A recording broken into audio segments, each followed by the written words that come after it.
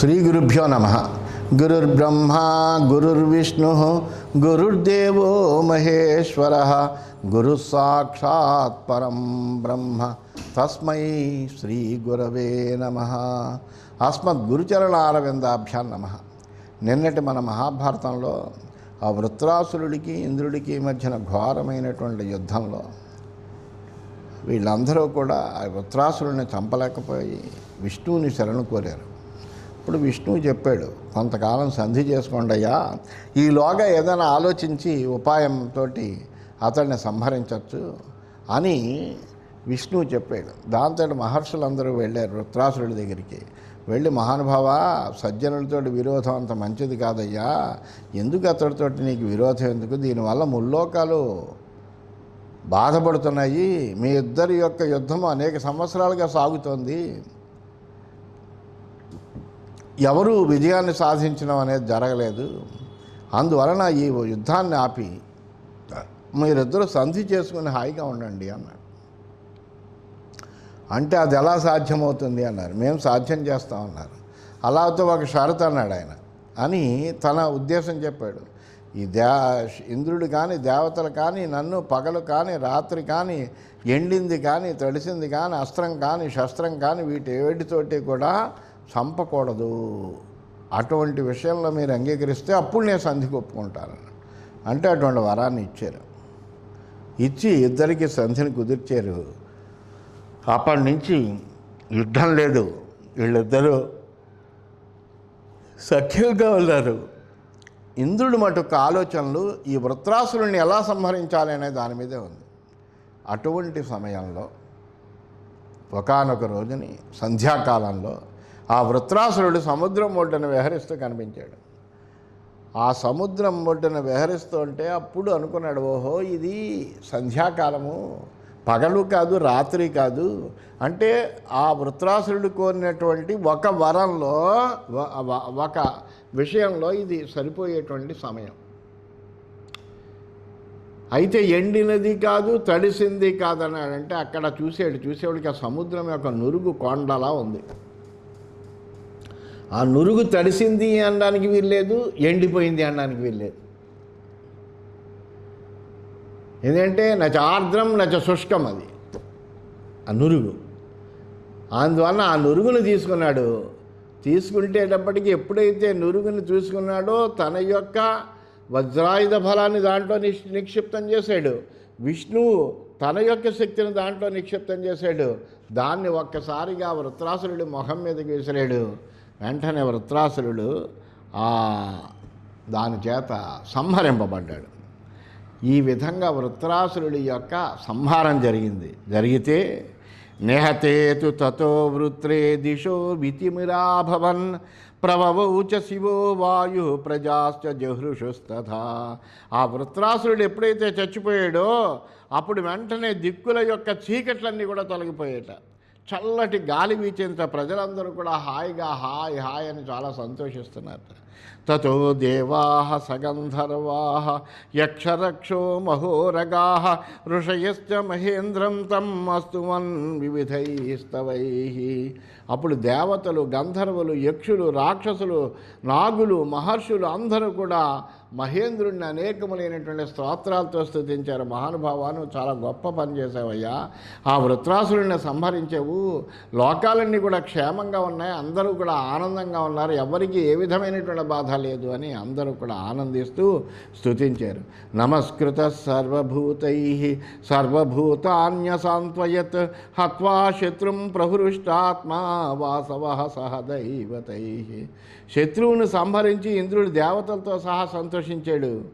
తనకు నమస్కరించినటువంటి ప్రాణులందరినీ కూడా ఆదరించాడు ఆయన. విష్ణుం త్రిభువన శ్రేష్టం పూజయామాస ధర్మవిత్ తతో హతే మహావీర్యే వృత్రే దేవభయంకరే. అనృతేనాభిభూతో భూత్ శక్రః పరమదుర్మనాః త్రైశీర్షయాభిభూతశ్చ సపూర్వం బ్రహ్మహత్యయా. ఆ ధర్మజ్ఞుడైనటువంటి ఇంద్రుడు మహావీరుడైనటువంటి వాడు అయినప్పటికీ ఆ విష్ణువు యొక్క బలం తోడైంది కాబట్టి ఆ వృత్రాసురుడిని చంపగలిగాడు. అందువలన అది తెలిసినటువంటి వాడవడం చేత దేవ భయంకరుడైనటువంటి వృత్రుడిని చంపిన తర్వాత త్రిభువన శ్రేష్ఠుడైనటువంటి వాడు, అందరి చేత ఆశ్రయింపదగినటువంటి వాడు, అందరినీ రక్షించేటువంటి వాడు, సర్వ జగద్రక్షకుడైనటువంటి ఆ శ్రీ మహావిష్ణువుని పూజించాడు. అసత్య దోషంతో ఇంద్రుడు మనస్సుతో చాలా కుంగిపోయాడు. అయ్యో, సంధి చేసుకున్నాడు కదా, సంధి చేసుకుని మళ్ళీ సంహరించాడు కదా, దాంతో కొద్దిగా బాధపడ్డాడు.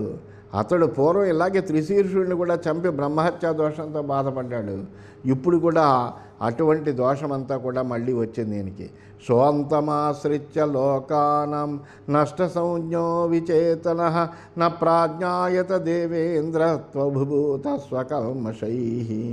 అతడు లోకాలు చివరి వరకు వెళ్ళి స్పృహ కదలిక కోల్పోయాడు. ఎందుకంటే బ్రహ్మహత్య దోషం పట్టుకుంది. మళ్ళీ తన పాపాలతో కించబడినటువంటి దేవేంద్రుడు ఎక్కడున్నాడో ఎవరికి తెలవలేదు. ఆయన ఎక్కడికో వెళ్ళిపోయాడు. అలాగా ఎక్కడ వెళ్ళి చివరికి లోకాలు చివరి దాకా వెళ్ళిపోయి అక్కడ స్పృహ లేదు, కదలిక మొత్తం అంతా కోల్పోయాడు.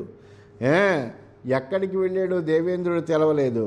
ప్రతిచ్ఛన్నో అవసచ్చాప్సు చేష్టమానయివోరగ తత ప్రణష్టే దేవేంద్రే బ్రహ్మహత్యా భయార్దితే భూమి ప్రధ్వస్త సంకాశ నిర్వృక్షా శుష్కకాననా విచ్ఛిన్న స్రోతసో నద్య సరాంస్యనుదకాని చ.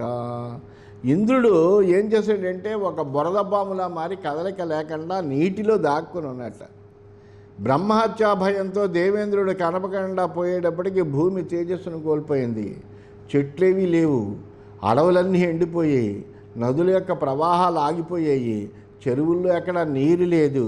ఎందుకంటే దేవేంద్రుడు ఉంటేనే అన్నీ సమృద్ధిగా ఉంటాయి. దేవేంద్రుడు లేకపోయేటప్పటికీ ఈ విధమైనటువంటివి అవన్నీ వచ్చాయి. సంక్షోభశ్చాపి సత్వానాం అనావృష్టి కృతోభవత్ దేవాశ్చాపి భృసంత్రస్తాః తథా సర్వే మహర్షయః. ప్రాణులన్నిటికీ అనావృష్టి పడింది. ఈ అనావృష్టి ఎప్పుడైతే వచ్చిందో దానివల్ల సంక్షోభం వచ్చింది. దేవతలు మహర్షులు అందరూ కూడా మిక్కిలి భయపడ్డారు. ఏమిటి ఇంతటి అనావృష్టి వచ్చింది ఎలాగాని.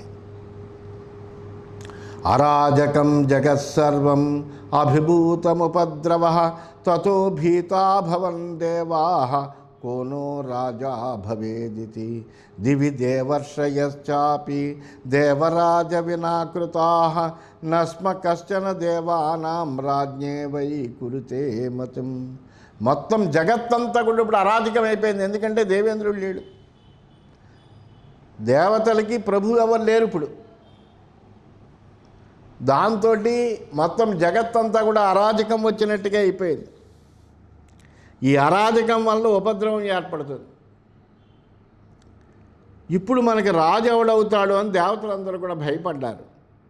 దేవేంద్రుడు లేనందుకు దేవర్షులందరూ కూడా భయపడ్డారు.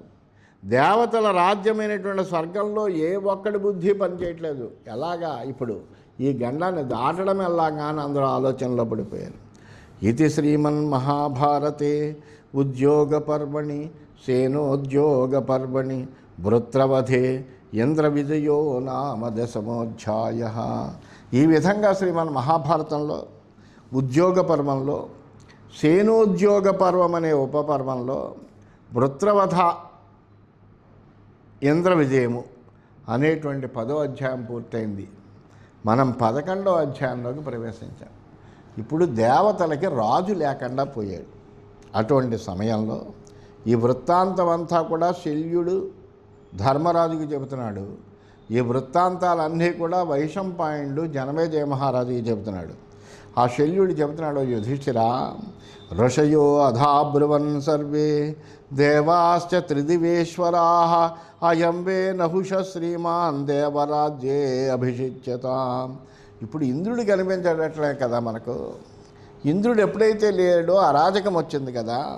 ఇటువంటి అరాజక స్థితిలో ఏం చెయ్యాలి అని అక్కడ ఉండేటువంటి ప్రముఖులంతా సమావేశమయ్యారు. సమావేశమయ్యి దేవతలకి ఒక రాజు కావాలి. ఇప్పుడు ఆ రాజు దేవతల యొక్క రాజ్యాన్ని పరిపాలించడానికి తగినటువంటి సమస్తములైనటువంటి అర్హతలు కలిగినటువంటి వాడై ఉండాలి. అటువంటి వాడిని అన్వేషించారు. అన్వేషిస్తూ ఉంటే వాళ్ళకి కనిపించిన వాడు ఒక తేజస్వి, యశస్వి, నిత్యధార్మికుడు, శ్రీమంతుడు అయినటువంటి నహుషుడు కనిపించాడు. ఇతడు దేవరాజ్యానికి రాజు కాదగిన వాడు అని వాళ్ళు నిర్ణయం చేసి తే గత్వా త్వబ్రువన్ సర్వే రాజానో భవ పార్థివ సతానువాచ నహుషో దేవాన్ ఋషిగణాం సదా పితృభిः సహితాన్ రాజన్ పరీప్సన్ హితమాప్సన. ఆ నహుషుని దగ్గరికి వెళ్ళిపోయారు దేవతలందరూ. ఓ మహారాజా, నువ్వు మాకు రాజు అవ్వాలయ్యా అని పలికేరట. ఎందుకంటే పితృదేవతలతో సహా తన దగ్గరికి వచ్చినటువంటి దేవర్షి గణాలన్నీ చూశాడు నహుషుడు. తన హితాన్ని కోరుకుంటూ అప్పుడు ఆ నహుషుడు ఈ విధంగా అంటున్నాడు, దుర్బలోహం నమే శక్తి భవతాం పరిపాలనే బలవాన్ జాయతే రాజా బలం శక్రేహి నిత్యదా. నేను మీకు రాజునేంటయ్యా? మీకు రాజు కాగలిగినటువంటి వాడు ఎలా ఉండాలి? ముల్లోకాలకుల్లోకి బలవంతుడై ఉండాలి వాడు, అంతే కదా. ఎందుకంటే దేవతల యొక్క రాజు అంటే ముల్లోకాలకి అధిపతి లాంటి వాడే. అందువలన అందరికంటే కూడా శక్తిమంతుడై ఉండాలి, అందరినీ అన్ని లోకాల్లో వాడిని రక్షించగలిగినటువంటి వాడై ఉండాలి. అలాంటి వాడు మీకు రాజు కాగలడు, కానీ నాలాంటి వాడు రాజు ఏంటయ్యా? నేను చాలా బలహీనుడిని. మిమ్మల్ని అందరినీ రక్షించగలిగేటువంటి శక్తి ఏం నాకు లేదు. ఎందుకంటే మీరు దేవతలు ఒక్కొక్కళ్ళు ఒక్కొక్క దిక్కుకి అధిపతులు. మీరు చాలా అందరినీ రక్షించగలిగినటువంటి సమర్థులైనటువంటి వాళ్ళు. మీరు మిమ్మల్ని రక్షించగలిగేటువంటి సామర్థ్యం నాకెక్కడ ఉంటుందయ్యా? అందువల్ల మిమ్మల్ని రక్షించే శక్తి నాకు లేదు. బలవంతుడు మాత్రమే రాజు ఉండాలి. ఇంద్రుల్లో ఉండేటువంటి బలం శాశ్వతమైంది కాబట్టి ఆయన మీకు రాజుగా ఉన్నాడు, నేను మీకు రాజుని కాలేను అన్నాడు. తమ బ్రువన్ పునఃసర్వే దేవా ఋషి పురోగమా అస్మాకం తపసాయుక్త పాహి రాజ్యం త్రివిష్టపే పరస్పర భయం ఘోరం అస్మాకం హి న సంశయ అభిషిచ్య స్వరాజేంద్ర భవరాజా త్రివిష్టపే. ఆ నహుషుడి మాటలు విన్నారు దేవతలు. ఆ పక్కన వాళ్ళతో పాటు కొంతమంది ఋషులు ఉన్నారు. ఆ ఋషులు కూడా విన్నారు. వెంటనే ఆ దేవతలు ఋషులందరూ కూడా వాళ్ళలో వాళ్ళు పరస్పరం చర్చించుకుని అతనితో అన్నారు, రాజా, నువ్వు మా అందరి తపశ్శక్తితో స్వర్గాన్ని పరిపాలించు. మేము అందరము మాలో ఉండేటువంటి శక్తిని అంతా నీకు ధారపోస్తామయ్యా. మేము ఒకరిని చూసి మరొకరిని నిస్సందేహంగా భయపడుతున్నాం. అందువల్ల నువ్వు అభిషేకానికి అంగీకరించు, స్వర్గానికి నువ్వు రాజు అవ్వయ్యా, అంతేకాని కానని అనుకో అన్నారు. దేవదానవ యక్షాణం ఋషీణాం రక్షసాం తథా పితృగంధర్వభూతానాం చక్షుర్విషయవర్తినాం తేజాదాస్యసే పశ్యన్ బలవాంస భవిష్యసి ధర్మం పురస్కృత్య సదా సర్వలోకాధిపో భవ. దేవతలు, దానవులు, యక్షులు, ఋషులు, రాక్షసులు, పితరులు, గంధర్వులు, ఇలాగ కంటికి గోచరించేటువంటి ప్రాణులన్నీ యొక్క తేజస్సును చూస్తూ ఉండగానే నువ్వు గ్రహించి, అంటే నువ్వు అలా ఒక్కసారి అలా చూసేవంటే వాళ్ళ తేజస్సు అంతా నీకు వచ్చేస్తుంది. అందువలన గ్రహించి నువ్వు బలవంతుడు అవుతావయ్యా. నువ్వు ఎల్లప్పుడూ ధర్మాన్ని ముందు నడిపిస్తూ సర్వలోకాధిపతి అవు అని చెప్పారు. బ్రహ్మర్షింశ్చ దేవాంశ గోపాయస్వ త్రివిష్టపే అభిషిక్త సరాజేంద్ర తతో రాజా త్రివిష్టపే. నువ్వు స్వర్గంలో ఉండి బ్రహ్మర్షుల్ని, దేవతల్ని రక్షించు అని చెప్పారు. ఆ మాటలన్నీ నహుషుడు విన్నాడు. విని, సరే అంతగా మనకి ఇంద్ర పదవి కోరి వస్తుంటే కాదండం ఎందుకు అనుకున్నాడు. అందుకు నా ఇంద్ర పదవిలో ఆయన పట్టాభిషిక్తుడయ్యాడు. ధర్మం పురస్కృత్య తదా సర్వలోకాధిపోభవత్ సుదుర్లభం వరం లబ్ధ్వా ప్రాప్య రాజ్యం త్రివిష్టపే ధర్మాత్మా సతతం భూత్వా కామాత్మా సమపద్యత. సరే, నహుషుడు ఆ విధంగా ఇంద్ర పదవిలో అభిషేకింపబడ్డాడు, సర్వలోకాధిపతి అయ్యాడు, ధర్మాన్ని ముందరుంచుకొని పరిపాలన చేస్తున్నాడు. అంత తేలికగా లభించినటువంటి వరం ఇది. ఇంద్ర పదవి కోసం ఎంతోమంది నానా తంటాలు పడి అనేకములైనటువంటి తపస్సులు చేసి కూడా పొందలేనటువంటిది తనకు అనాయాసంగా లభించింది. అంటే వాళ్ళే వచ్చి కోరి రాజుని చేసుకున్నారు. అందువలన అంత తేలిగ్గా లభించినటువంటి వరాన్ని, స్వర్గరాజ్యాన్ని పొంది నిరంతరము ధర్మాత్ముడే ఉన్నాడు పాపం చాలా కాలం. కానీ ధర్మాత్ముడై ఉండి కూడా మెల్లగా అతడు కామాత్ముడయ్యేట. దేవోద్యానేషు సర్వేషు నందనోపవనేషు చ కైలాసే హిమవత్పృష్టే మందరే శ్వేతపర్వతే సహ్యే మహేంద్రే మలయే సముద్రేషు సరిస్సు చ అప్సరోభిః పరివృతో దేవకన్యా సమావృతః నౌషో దేవరాజోధ క్రీడన్ బహువిధం తదా శృణ్వన్ దివ్యా బహువిధా కథా శృతిమనోహరాః వాదిత్రాణి చ సర్వాణి గీతం చ మధురస్వనం. ఈ దేవరాజు అయిన తర్వాత నహుషుడు అనేకములైనటువంటి దేవోద్యానవనాల్లో, నందనోపవనాల్లో, కైలాసమందు, హిమాలయ ప్రాంతమందు, మందర పర్వతము, శ్వేత పర్వతము, సహ్య పర్వతం, మహేంద్ర పర్వతం, మలయ పర్వతం, సముద్రాల్లో, నదుల్లో బ్రహ్మాండంగా విహరిస్తున్నాడు. అనేక మంది అప్సరసలు దేవకన్యలతో కలిసి అనేక రకాలుగా క్రీడించాడు. అనేక విధాలుగా వీళ్ళు విందైనటువంటి కథలను, మధురమైనటువంటి పాటలను, అన్ని రకములైన వాద్యాలను విన్నాడు. ఈ విధంగా సమస్తములైనటువంటి భోగాలను అనుభవిస్తున్నాడు. విశ్వావసుర్నారదశ్చ గంధర్వాప్సరసంగణాః ఋతవః షట్చ దేవేంద్రం మూర్తిమంత ఉపస్థితాః. విశ్వావసువు, నారదుడు, గంధర్వులు, అప్సరసలు, షడ్రుతువులు కూడా రూపు దాల్చి దేవేంద్రుడైనటువంటి ఆ నహుషుణ్ణి సేవించట. వాళ్ళందరూ కూడా మారుతః సురభిర్వాతి మనోజ్ఞః సుఖశీతలః ఏవంచ క్రీడతస్తస్య నహుషస్య దురాత్మనః సంప్రాప్తా దర్శనం దేవి శక్రస్య మహిషీ ప్రియా. ఇలా నహుషుని కోసం అనేకములైనటువంటి సుగంధభరితమైనటువంటి గాలులు వీస్తున్నాయి. సుఖశీతలం మనోహరమైనటువంటి గాలులన్నీ కూడా వీస్తున్నాయి. ఇలా హాయిగా క్రీడిస్తున్నాడు, అనేక భోగాలను అనుభవిస్తున్నాడు, అనేక మంది అప్సరసలతో, దేవకన్యలతో క్రీడిస్తున్నాడు. అతనికి అడ్డు ఆపు అనేటువంటిది ఏం లేదు, ఎందుకంటే ముల్లోకాలకి అధిపతి అయ్యాడు. అందువలన చాలా హాయిగా ఉంది, ఆనందంగా ఉంది. ఇలా ఉన్నటువంటి అతడికి దేవేంద్రుని భార్య అయినటువంటి శచీదేవి ఒకానొక రోజున కంటపడింది. సతాం సందృశ్య దుష్టాత్మా ప్రాహ సర్వాన్ సభాసదః ఇంద్రస్య మహిషీ దేవీ కస్మాన్ మాం నోపతిష్ఠతి అహమింద్రోస్మి దేవానాం లోకానాం చ తథేశ్వరః ఆగచ్చతు శచీ మహ్యం క్షిప్రమధ్య నివేశనం. అయితే దుష్టాత్ముడైనటువంటి నహుషుడు శచీదేవిని చూసేటప్పటికి అతనికి దురాలోచన ఒకటి కలిగింది.